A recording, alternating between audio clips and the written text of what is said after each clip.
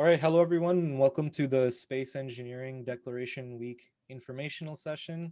We're calling this Into Space and Beyond with the program director at Lassonde of Space Engineering, Professor Frans Newland. Uh, a very great professor, great teacher, and good person to talk to. You know, he's really helped kind of shape the vision for Lassonde in the first year engineering curriculum as well.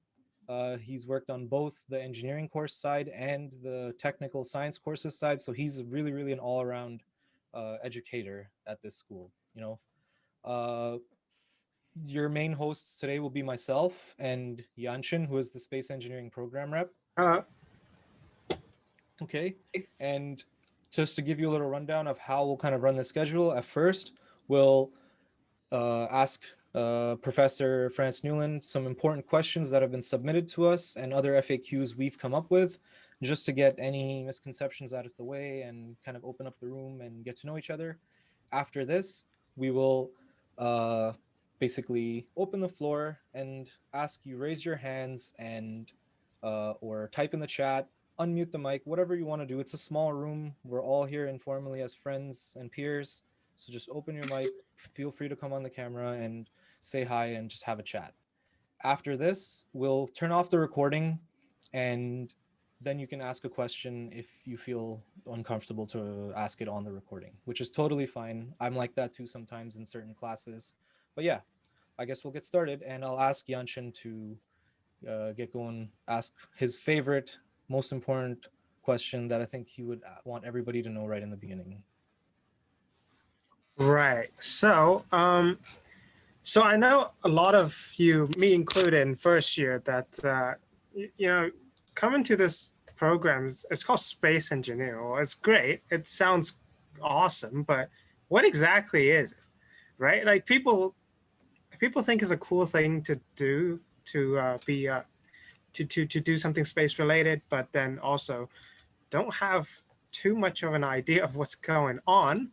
So, Professor Newland, can you, in general, answer the question of what we will, what the first years will be going into if they choose space engineering in the next 3 years?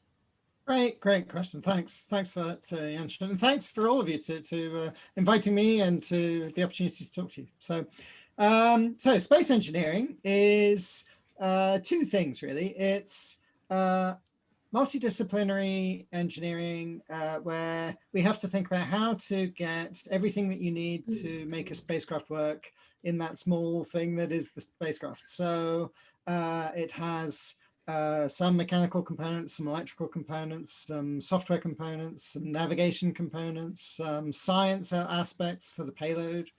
And so when you take the space engineering program here at York, we have two areas of focus. One is what we call systems engineering, which is how you integrate all those different types of engineering together, how you build requirements, how you understand the need, and how you architect the solution. And the other thing that we talk about is payload engineering. So how do you understand the science of space and of looking through the atmosphere and down to the Earth?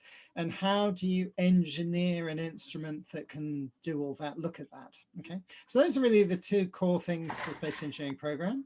Those skills can be used for all sorts of different things. They can be used in the space industry. And some of you may not know that Canada has a big space industry. In Ontario, there are over 80 organizations that do something to do with space. A lot of them are small, less than 10 people, but there are some big companies as well, over 1,000 people companies in Canada that work in the space field. And Canada punches well above its weight in terms of impact globally. So we're not as big as the States, to Ash's point, but Canadians have reached into a lot of the international space organizations. I used to work in Europe in space, and I hired Canadians when I was in Europe. And Canada is both a member of the European Space Agency and collaborates very closely with the Americans. So it has a lot of international reach. And we also work a lot with India, of all places, and a number of other places around the world. So Canada is a good space partner in many ways. Yep, Israel, that's spot on. Thanks, Pedro. Did that address question one, Yanchen, or shall I dive a bit further? Whoops. You're muted. Yeah. Muted. Yep, there we go. Sorry. Yeah, I think that's good. That's a great answer. If any of the first years have any questions, you're free to raise your hand or just unmute yourself and ask. I take that as everyone's good to go. All right. I guess we can pull out another sample. Okay, perfect. From my experience, space engineering second year is quite general in terms of what we're going to do in the future. So in second year is more of a theoretical, like overall content. And in third year is more of a technical. Fourth year is actually getting into what we are going to do in the space agency, in the space sector once we graduate. Is that correct? So we are slowly adapting our program as all programs do.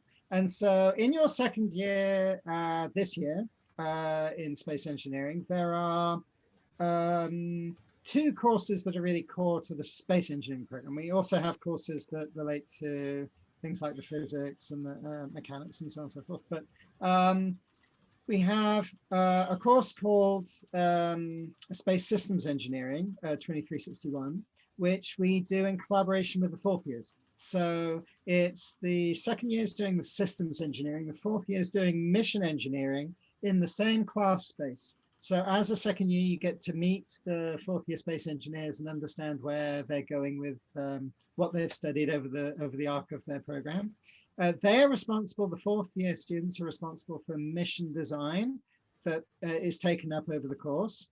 And as a second year in that course, you're responsible for working under the fourth year mission designers to design the systems, the subsystems within that space mission.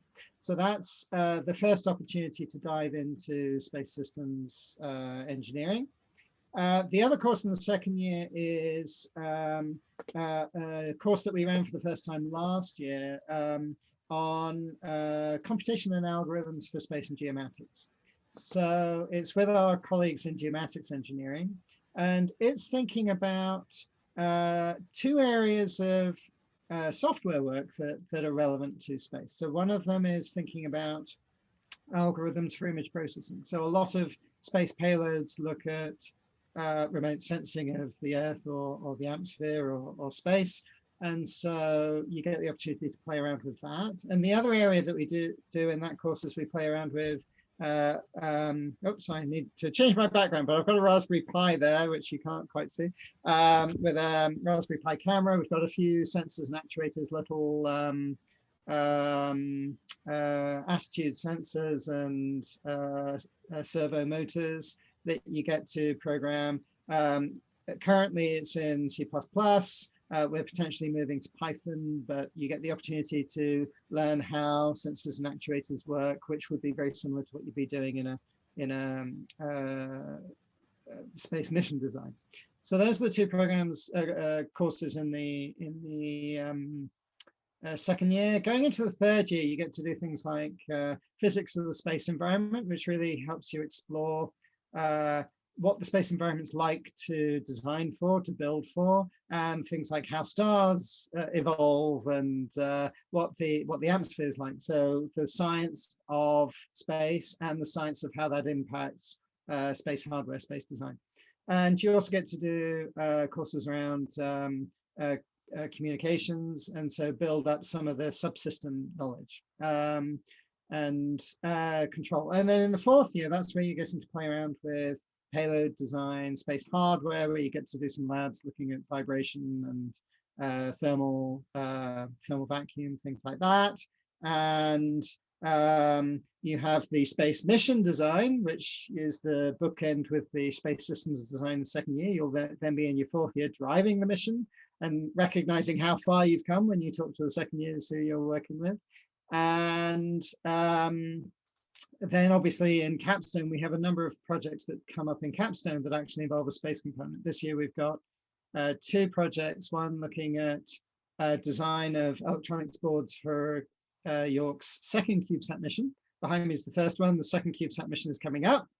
And we also have a team that's done the thermal analysis for that. Last year, we had a team that built the antenna for the second mission. So there are some activities like that that come up in Capstone.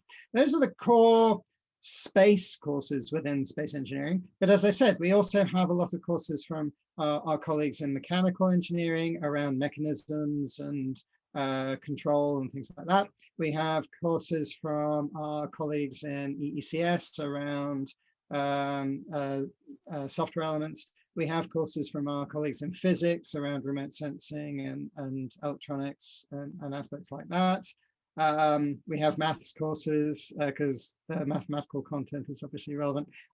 So all of those come together to provide that overall systems feel to the program and multidisciplinary feel and things like that. All right, that's great. I see Pedro has his hand up. Do you have a question? So I have a question. It's because when I was going into space, I know that I had this question, and like I had to speak to a lot of people to find out about it.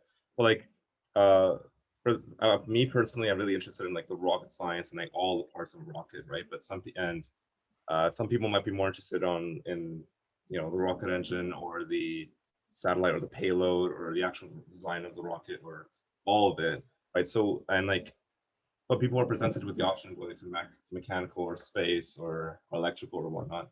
So what would you say to students who are trying to figure out which one they should go into? Like if they want to go into mechanical for rockets or space engineering for rockets, what would you say? Absolutely. Great question as well. So my answer might be a little bit surprising, but having worked in industry for many, many years in the space industry, I hired people with many, many different backgrounds. The reality is an undergraduate degree in engineering is something that opens doors. It's not trying to close doors. So if you want to work in the space industry, but you really love studying mechanical engineering, go for it. If you want to study space engineering, but don't want to work in the space industry, that doesn't mean that you can't work in other industries, okay? Employers, good employers, I'll put it like that, see an undergraduate degree in engineering as something that's given you the skills to learn how to learn engineering. And what you learn whilst you're doing your undergraduate degree, the likelihood is you're not going to apply those direct skills in the workforce because the tools, technologies, methods vary from company to company. They're always changing and adapting. The main thing you're learning in your journey through engineering is how to learn engineering. And so I would really strongly suggest to all of you that you think about which program has courses that sound exciting, that will help you learn to learn engineering in a way that you can be passionate about. And if you find a program that looks like that, that's probably the right program for you. And don't think at the end of it that if you then decide, well, I studied electrical engineering, but really I'd like to work in a mechanical field, that there isn't a path to that. There will be a path to that. It may require you to do some extra learning afterwards, but that is part of the lifelong learning journey that you have to go through in engineering anyway. So with a space engineering degree, there are many of my colleagues back when I did aerospace systems engineering in the UK some time ago, who went into finance. That one of them's now one of the chief technical officers at Barclays Bank in the UK, earning some crazy amount of money. But I always say I've had far more fun in my career. I've had the opportunity to work on the European resupply vessel to space station. I've had the opportunity to launch a CubeSat in Canada, where we went from a pencil drawing on a tablecloth in Montana's just next to campus to the spacecraft in orbit in 7.5 months. I've had the opportunity to work with Russians, the Americans, the French, the Israel in India, people around the world. It's a really small community. So that's the sort of fun I've been able to get involved in. Thank you, All right. Professor. Thank you for the great question and the great answer.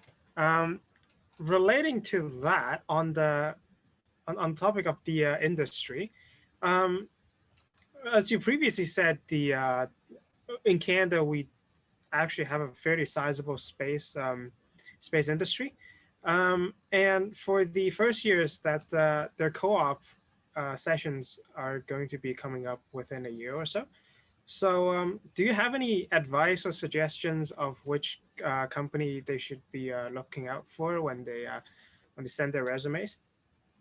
Great question again. So we have a few co-op partners who work directly in the space industry, companies like Canadensis, MDA. We've had even co-op with the Canadian Space Agency. So there are a few opportunities like that. There are not lots and lots of those opportunities. We are trying to look at some international opportunities. There are a few organizations in Europe who have expressed an interest in thinking about co-op potential. We haven't yet got to the point of actually sending any students on international co-op, but we're exploring it. There are certainly interesting companies in Germany. In fact, one of the grad students I work with, she's doing a young graduate training program with European Space Operations Center in Darmstadt. And so she's been connecting to a lot of these other European companies that work with them. The reality, though, is co-op is an opportunity to explore what type of company might you want to work in. So it's worth thinking with co-op.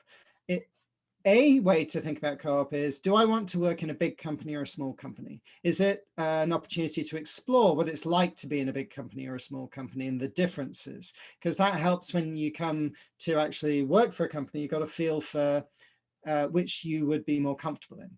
It might be that you want to work in a company that's in a different area to strengthen a certain set of skills, or to get the opportunity to see what that looks like. So don't just think of co-op. There's to some extent a common suspicion with co-op that if you go and work for a co-op company and you do okay, they'll probably offer you a job. A lot of companies look at co-op as a great way to get to know people, but they don't necessarily have a job at the end of the day. So going into it thinking this is an opportunity to have a great experience and learn some stuff, and maybe there's a small chance of getting something at the end of it, is probably a better way to think of it than this is going to open me a door to a job. And so if you think about it like that, it then opens up, well, maybe it's worth exploring what it looks like to take technical skills into a not-for-profit, or what would it look like if I use my technical skills from space in an electronics company, or do I want to look for those opportunities to work in a space opportunity as well? Thank you, Professor. Great answer. Yusuf, you have your hands up. Would you like to ask something? Oh, yeah. For asking my question, I was wondering if any of the first years had any questions. We're not too scary. Yeah. Well, okay. I guess I'll go with my question then. I guess we've talked a lot about co-op and a lot of the intricacies within the space engineering program. I kind of wanted to talk more about the research and the clubs that are available on campus. From my experience in first year, I believe the main 3 clubs that I enjoyed were the York University Rover team.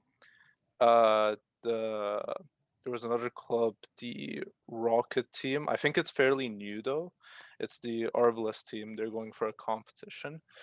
And there's also the second mission for the CubeSat that I'm part of, that Professor Newland has mentioned. I think those are very amazing opportunities for students to learn a lot about the space industry and essentially how projects and competitions go.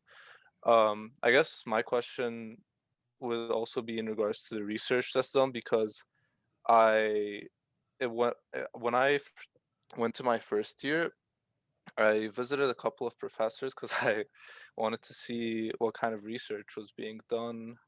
Um, and I saw, I believe, Professor Regina Lee and her research interest in nanosat satellites. And I believe, Professor Newland, you have a research interest in space operations and simulations, but like, correct me if I'm wrong, but yeah, I haven't talked about a lot. I just was wondering if we could talk a bit more about the research and clubs.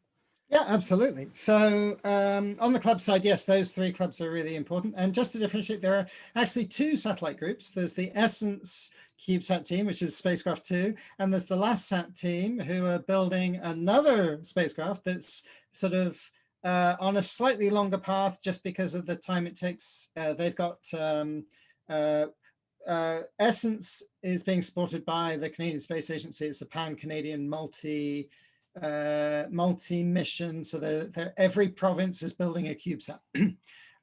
But LastSat is another group that's actually developing a spacecraft as well. So lots of those opportunities. In terms of research, the great thing with the space engineering department is we have a lot of faculty who've come from industry. So people like Mike Daly, who is the PI on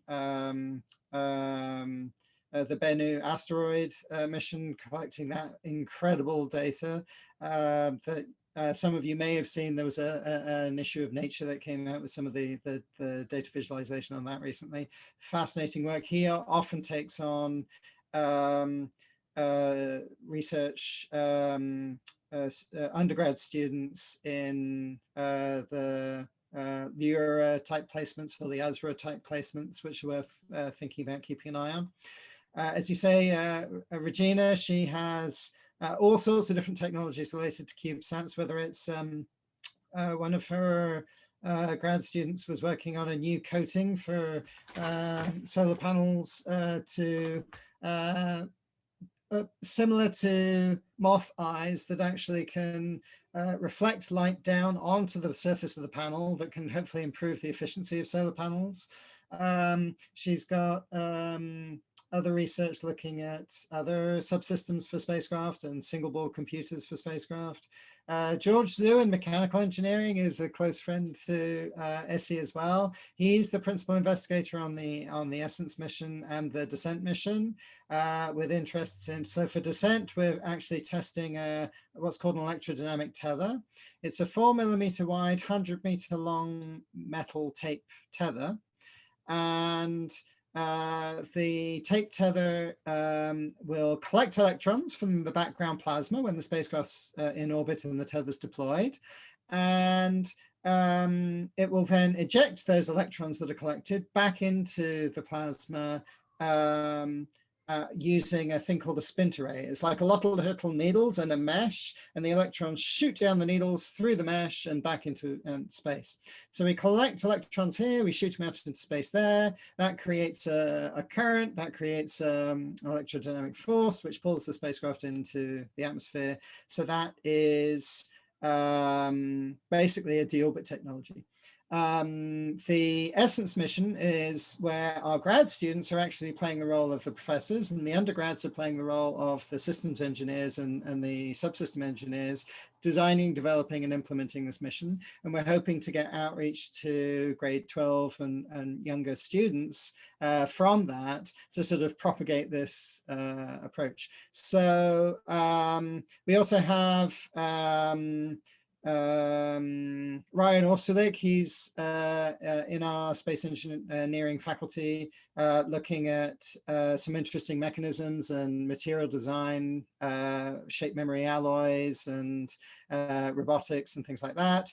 Jinjin, our chair of our department, who looks at control systems. He's got this fascinating lab with a lot of both land-based and UAV-based autonomous vehicles that can demonstrate different types of control technique. We have a faculty member who is most of his time actually in his own company, Ben Quine. He hasn't actively taught many courses for the last few years, but he runs, at the end of your 4th year, there's the Algonquin Radio Observatory trip. He runs a company with his wife that actually operates that Algonquin antenna site. And is also looking around at technologies like Space Elevator. So some interesting technologies there. So it's one of the most active research groups in Lausanne. It brings in a lot of money. I am actually a teaching focused faculty member, but I get to play around with some of this research as well, which is wonderful. Yeah, we have connections into a lot of Canadian Space Agency missions, NASA through Mike Daly's work, and John Moores as well does work with the Mars rover sensors.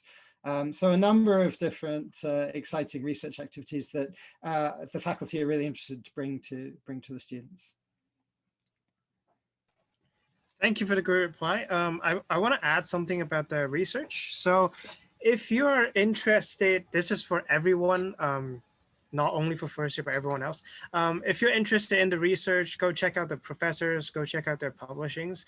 If you really want to do it, if you really want to contribute to what they're doing, shoot them an email, and it wouldn't hurt to write them an email, and you might get something out of it. That's how I got my research position right now. So yes, please do that. You never know what's going to come out of it, right? So Pedro, you got a question. So please go ahead. Yeah. So first of all, yeah, again, does anyone else have any questions before I?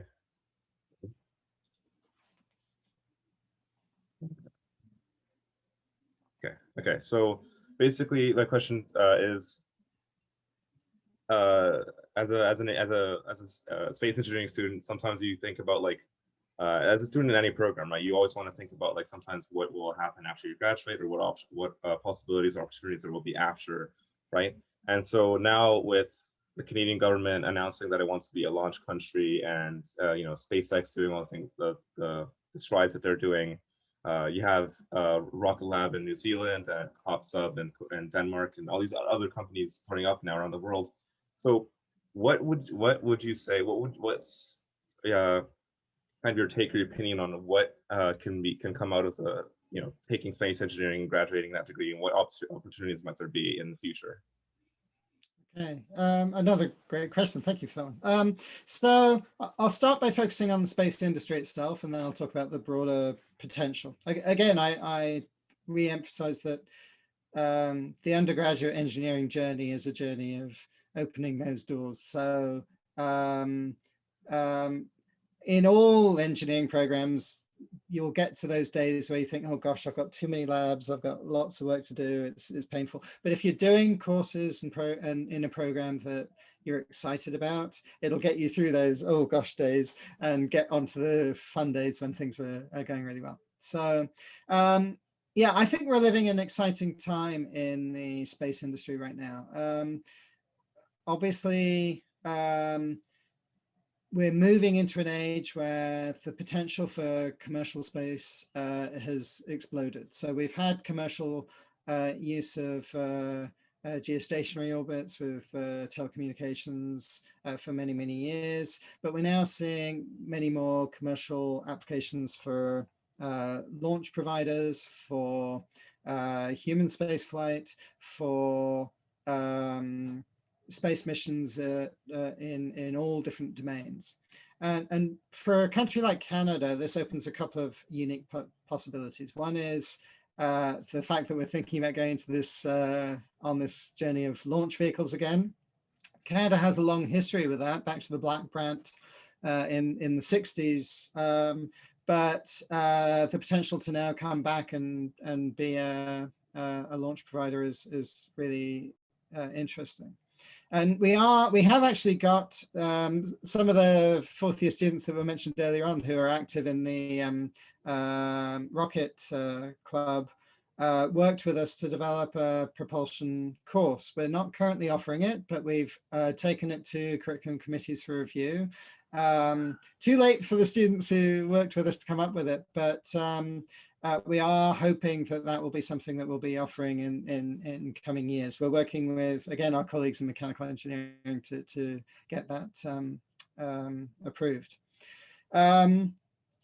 But if we think about CubeSats and small spacecraft, I think that's an area where Canada can, again, potentially excel, because we're looking at a price point that's changing hugely. So if you think about a traditional communications satellite, it might be 150 million, 15 million minimum launch costs, if not 100 million for a large launch to geostationary orbit. So you're in the hundreds of millions of dollars. When you get down to something about the size of a dishwasher or a microsatellite, you're looking in the tens of millions of dollars. So it might be 50 million for a microsatellite and maybe 10 million for the launch. When you get down to things like this CubeSat behind me, 10 by 10 by this particular one's 22 10 by 10 by 10 cubes, the launch cost is in the tens to hundreds of thousands of dollars. The spacecraft itself might cost in the hundreds of thousands of dollars to build. So you're well under $1 million for a space mission. That opens it up to a lot more people, to a lot more applications. And the way the technology is going, some of the work that one of the grad students who works with me has been doing is moving from CubeSats, which are standardizing the form factor of a spacecraft, to how do we standardize the component interfaces? How do we standardize the software? How do we standardize the operations so that we can reduce that cost down to tens of thousands or thousands of dollars? And then if we combine that with the technology around deorbit, so we don't clutter space like we're currently doing, then we can actually think about,